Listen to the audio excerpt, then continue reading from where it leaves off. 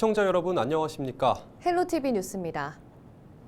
은평 지역의 수건인 수도권 광역급행철도 GTX-A가 개통되면서 연신 내역 이용자들이 늘었습니다. 운행을 시작한 지 2주 정도 지났는데요. 지역 교통 여건이 어떻게 바뀌었을까요? 손성희 기자가 타봤습니다. 광역급행철도 GTX-A는 지하 50m 깊이의 터널을 뚫어 노선을 만든 이른바 대심도 철도입니다. 엘리베이터를 타면 지하 8층 승강장까지 3분 정도 걸립니다. 열차가 승강장으로 거의 들어섰습니다. 지금 시간이 8시 54분 정도 되는데요. 서울역까지 얼마나 걸리는지 제가 직접 타보도록 하겠습니다. 열차 안은 파주, 고양 등에서 서울로 넘어오는 사람들로 붐볐습니다. 8층이라 그래서 오래 걸릴 줄 알았는데 생각보다 그 엘리베이터도 있고 빨리 내려오고요. 엄청 편리하고 빠르네요. GTX-A의 최고 속도는 지하철보다 3배가량 빠른 시속 180km. 방금 서울역에 내렸는데요. 지금 시간이 9시 2분 정도 됐습니다. 한 5분 30초 만에 연신내에서 서울역에 도착했습니다. 은평에서 서울역까지 버스나 지하철로 1시간 이상 걸리던 시간이 대폭 단축됐습니다. 이제는 이거 타고 5분이면 가니까 좋은 것 같아요. 여기 집이 좀 먼 편이어서 서울역에서 여기까지 오는 걸 좀 이용하는데 시간은 한 평소 대비 한 15분, 20분 정도 단축돼서 괜찮은 것 같습니다. GTX-A 개통으로 은평구 연신내는 지하철 3호선과 6호선에 광역급행철도까지 다니는 3중 역세권이 됐습니다. 주민들은 교통 접근성 개선이 지역 상권 활성화로 이어질 것으로 기대합니다. 일단은 교통의 흐름이 좋아지니까 아무래도 활동량도 많아지고 하니까 더 도움이 되겠죠. 경제적으로나 모든 게. GTX-A는 파주 운정에서 수서 동탄까지 이어지는 노선이지만 일부 구간 공사가 지연돼 수서 동탄 구간과 운정 서울역 구간으로 나눠 운행되고 있습니다. 오는 2028년 서울역 삼성 수서 구간이 뚫리면 은평에서 강남까지 10분대에 갈 수 있게 됩니다. 헬로티비 뉴스 손성희입니다. 은평구가 침체한 지역 경제를 살리기 위해 은평 사랑 상품권을 오는 14일 오후 3시부터 조기 발행합니다. 이번에 발행하는 금액은 125억 원으로 5% 할인된 금액으로 1인당 월 50만 원까지 구매할 수 있습니다. 상품권을 구매하고 사용하기 위해서는 서울페이 플러스 앱을 구글 플레이 등에서 미리 내려받아야 하며 계좌이체 또는 카드 결제를 위해 계좌 등을 미리 등록해야 상품권 구매 시간을 단축할 수 있습니다. 양천구가 신년 인사회를 열고 새해 구정 운영 방향과 역점 사업을 발표했습니다. 이기재 양천구청장은 이 자리에서 아이 키우기 좋은 환경 조성과 복지 안전망 구축, 학교 밖 공교육 강화와 지역경제 활성화 등 올해 추진해 나갈 구정 사업을 제시했습니다. 또 서부 트럭터미널 개발과 목동 운동장 유수지 일대 통합 개발, 국회대로 상부 공원화 사업과 강북 횡단선, 목동선 재추진 등 대규모 수건 사업의 추진 현황과 계획을 발표했습니다. 오세훈 서울시장도 양천구 신년 인사회에 참석해 서울시의 양천구 지원 사업은 물론 서울시의 교통과 복지 경제 등 새해 변화하는 여러 정책을 소개하며 세계 경쟁력 5위 도시로의 도약을 위한 비전을 제시했습니다. 양천구가 오는 4월 12일 개막하는 제14회 양천마라톤 대회 참가자를 모집합니다. 참가자 접수 기간은 오는 9일부터 3월 17일까지이며 양천마라톤 홈페이지를 통해 선착순으로 모집합니다. 이번 대회는 지난해에 이어 가족과 연인 단위 참가자를 위해 하프 코스와 10km, 5km를 비롯해 10km 커플런과 5km 가족런 등 모두 5개 부문으로 진행됩니다. 독감의 확산세가 심상치 않습니다. 한 주 사이 독감 환자 수도 2배 넘게 늘었는데요.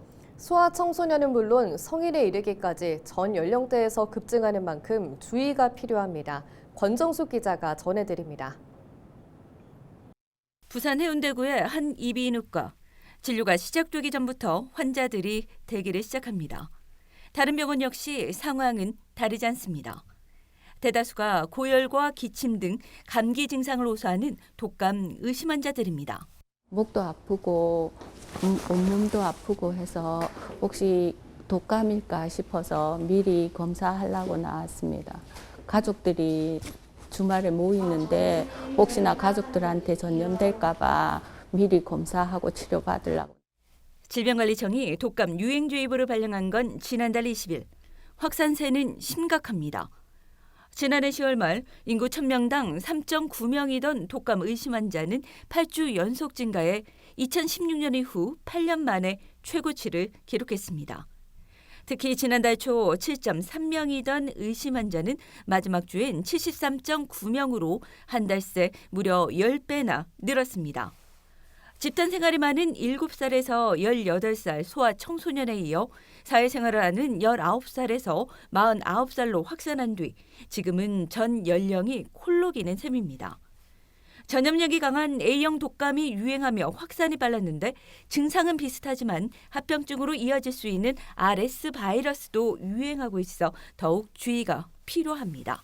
발열, 몸살, 기침, 콧물 이렇게 날 수 있는데 거기다가 더해서 RS까지 만약에 같이 생기거나 이런 일이 있으면 폐렴이나 이런 합병증으로 넘어갈 확률이 굉장히 높아지는 거죠. 전파력이 너무 강하기 때문에 가족끼리라도 조금 마스크나 이런 거를 하거나 식사나 이런 시간도 조금 달리 한다든지. 문제는 앞으로입니다. 2월 말부터는 코로나19가 확산하는 2차 유행으로 이어질 수 있기 때문입니다. 보건당국은 지금이라도 예방주사를 맞아 면역력을 높이고 마스크를 착용하는 등 개인 위생 관리를 당부하고 있습니다. 헬로티비 뉴스 권정숙입니다. 9일 수도권 최저기온이 영하 10도 아래로 떨어지면서 올겨울 가장 강한 한파가 예상됩니다. 이에 따라 기상청은 8일 오후 9시를 기준으로 서울 전역과 경기 일부, 옹진군을 제외한 인천 전역에 한파주의보를 내렸습니다.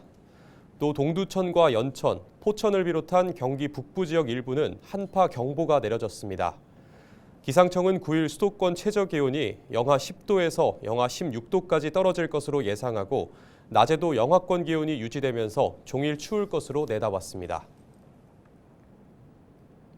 9일 서울 지역 최저기온이 영하 10도 아래로 예보된 가운데 서울시가 올겨울 첫 수도 계량기 동파 경계를 발령합니다.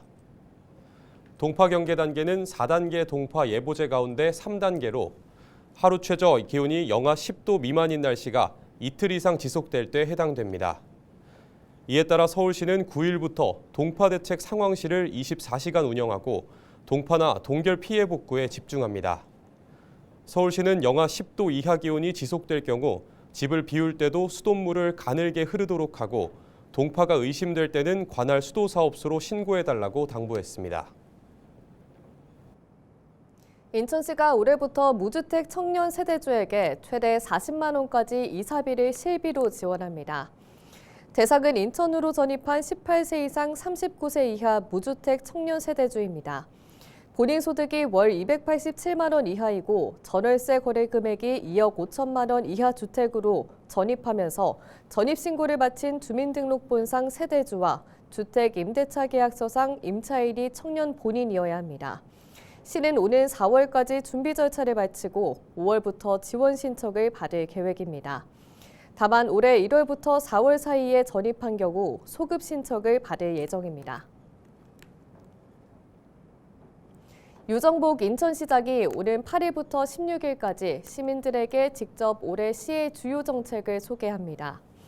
이 행사에는 유 시장이 직접 주재하며 민생 현안과 밀접한 주요 실국과 유관기관이 함께 참여합니다. 주요 정책에 대해 시민들에게 설명하고 토론과 의견 수렴을 진행하는 방식으로 진행합니다. 올해는 시민중심 복지 실현과 제2경제도시 완성, 문화성시 인천과 Always 인천, 글로벌 톱10시티 도약 등 5대 정책 분야로 구성됐습니다. 세부 일정은 오는 8일 남동 노인복지관을 시작으로 9일 인천 상공회의소, 13일 틈문화 장착지대, 14일 인천교통공사, 16일 송도 미추홀타워 순입니다. 자세한 내용은 인천시 누리집에서 확인할 수 있습니다. 경기도가 1월부터 동두천시 상폐지구를 대상으로 도시 취약지역 생활여건 개조 사업에 착수합니다. 상폐지구는 미군 부대 철수 이후 인구 유출 등 빠르게 쇠퇴하고 있는데요. 도는 이번 사업을 통해 주거 환경을 개선하고 지역 활성화를 이끈다는 계획입니다. 도는 상폐로 일대 약 4만 100제곱미터에 안전 쉼터와 주민 공유 공간 등을 조성하고 집 수리를 지원할 방침인데요. 구체적인 공사 계획은 주민 의견을 반영해 확정할 예정입니다. 경기도는 국민 기초생활수급자에게 부동산 중개보수를 30만 원까지 지원한다고 밝혔습니다. 지난 2020년 1월부터 시행된 경기도 부동산 중개보수 지원 사업은 도내 국민 기초생활수급자를 대상으로 거래가격 2억 원 이하 주택 매매 및 전월세 계약 시 지불한 중개수수료를 최대 30만 원까지 지원하는 제도입니다. 도는 매월 20일 전후로 신청 서류를 취합해 지원 대상자에게 적합 여부를 검토하고 은행 계좌로 지원금을 보냅니다. 인천교육청이 올해 초등학교에 입학하는 신입생에게 1인당 20만 원의 입학준비금을 지원합니다. 지원 대상은 지역 내 모든 국립과 공립, 사립초등학교를 비롯해 특수학교 초등과정 신입생입니다. 별도 신청 없이 오는 3월 14일에 일괄 지급됩니다. 입학준비금은 2025년 3월 6일자에 아이가 재적하고 있는 학교에 등록한 수익자 부담 경비 계좌로 입금되며 계좌가 없는 경우 학교에 신청하면 됩니다. 지난해 인천 시티투어 이용객과 매출이 증가한 것으로 나타났습니다. 인천시와 인천관광공사는 2024년 인천 시티투어의 이용객이 전년 대비 16.3%, 매출액이 16% 증가했다고 밝혔습니다. 또 외국인 이용객은 전년도 대비 85.2% 증가했습니다. 월별로 진행한 다양한 이벤트와 프로모션을 비롯해 인천항만공사와 인천국제공항공사 등 관계기관과의 협업을 토대로 한 크루즈 승객 및 공항 환승객 유치, 항공 예약 플랫폼과 글로벌 게임 행사를 연계한 홍보 등을 통해 이용객이 증가한 것으로 분석되고 있습니다. 올해는 인천 레트로 노선을 통해 특화 버스를 운행하고 기존 22석 2대로 운영했던 테마형 노선에서 이용률이 저조한 노선을 폐지하고 핵심 노선 중심으로 개편해 45인승 1대로 운영할 계획입니다. 또 이용률 현실화를 위해 요금도 조정하기로 한 가운데 인천 시민과 장애인, 국가유공자 대상 요금은 전년도 수준을 유지할 방침입니다. 인천의 대표적 마이스 시설인 송도 컨벤시아가 지난해 역대 최대 실적을 기록했습니다. 인천경제자유구역청과 인천관광공사는 지난해 송도 컨벤시아에서 총 1,014건의 전시회의를 개최해 누적 방문객 106만 801명을 달성했다고 밝혔습니다. 경제적 효과는 약 5,607억 원으로 추산되며 전시장 가동률은 57%로 최고치를 기록했습니다. 국제 행사도 이곳에서 883건이 진행됐습니다.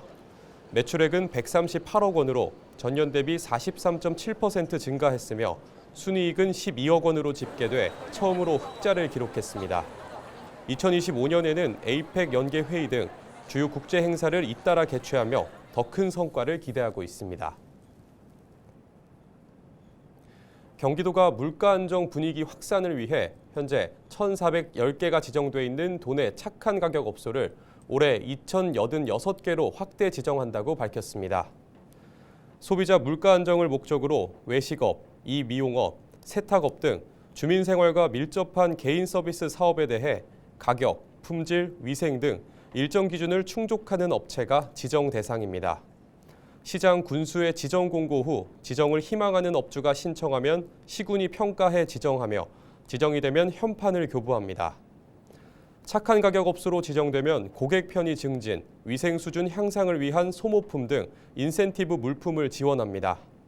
우리 동네 착한 가격 업소 정보는 행정안전부 누리집, 네이버 지도, 카카오맵, 티맵에서도 확인할 수 있습니다.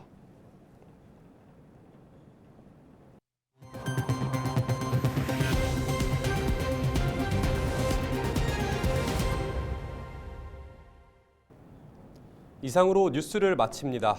시청해주신 여러분 고맙습니다.